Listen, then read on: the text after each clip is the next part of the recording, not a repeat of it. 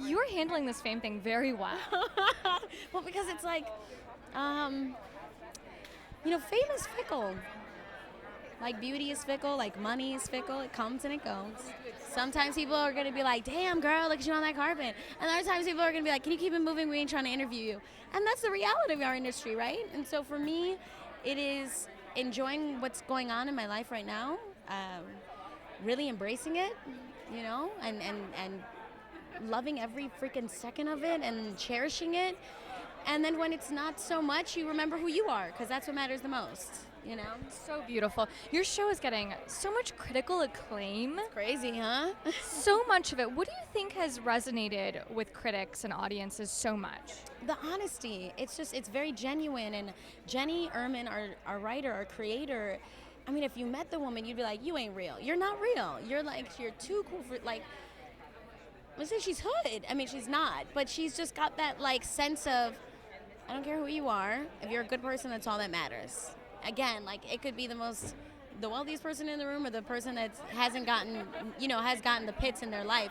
She treats everybody very equally, and I think that her heart shines through the show.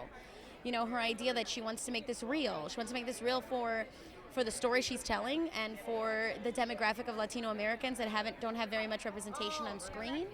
And I think she's doing a really good job at that. She's being honest. On that note, how important is it for Latinos to be represented on television? Your show's doing that in a great way. What does that mean to you? It means the world to me. I mean, that's the reason why I became an actor. Well, I mean, obviously, I've always wanted to be a performer, but I have a sister who's an investment banker, another sister who's a doctor, so my parents think I'm like, they're like, you're the mess. You're the hot mess of the family. But, hey, girl. How you doing, boo? Hey. I like girl, you look good. I be liking every picture I see of your beautiful ass. I do, girl. Get it. Get it. Work. Tra, tra.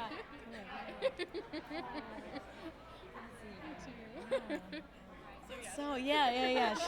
This woman's gorgeous. Latina. Yes, Latinos. So for me, I mean, I grew up in Chicago. I happen to be beautifully brown. Let's not get it twisted. I can tan like a monk. But and I thought it was really important to be able to see myself on screen because the way it made me feel as a kid, not being represented, not seeing myself, it made me feel like I was less than. It made me feel as though I was not involved. I didn't belong here. And that wasn't the truth. I do belong here. We all belong here. Anybody that works their ass off to get here belongs here. You know what I'm saying? And I think that it's important for the next generation and the next generation to start seeing themselves more often because that relatability, it equals power.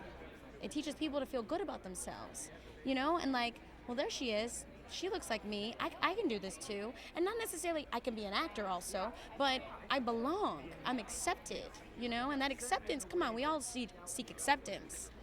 I think Latinos needed to start seeing themselves because we consume so much of this country, 54 million plus.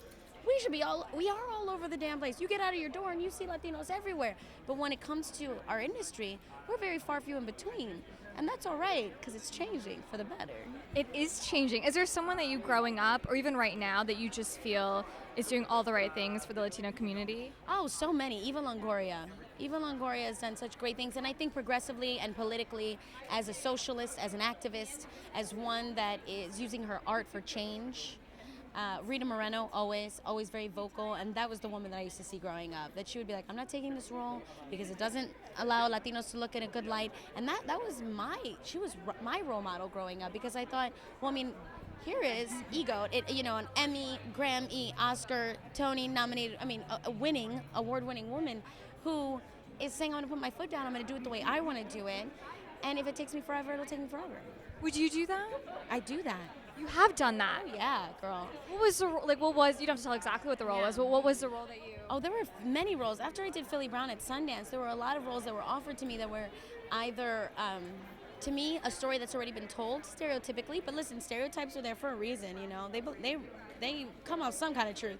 But I just feel like stories, stereotypical roles for Latinos, when they're told over and over again, it's the one perception we see.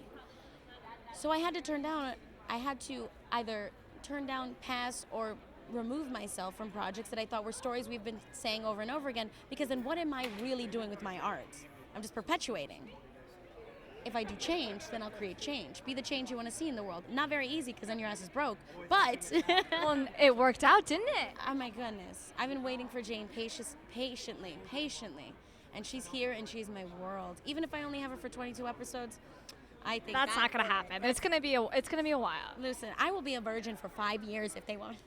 I will not get any forever if they want. You can change the name in a few years. Just Jane now. Yeah, Jane the / out the virgin. Hello there, beautiful Dish Nation fans. You like what you just saw? Go ahead and subscribe to our channel. We have a whole lot more to make you feel all good. Yeah, so good. Hey, just hit that subscribe button. I'm gonna keep doing this. It's gonna get real awkward. I don't even know how to wink anymore. Just freaking subscribe.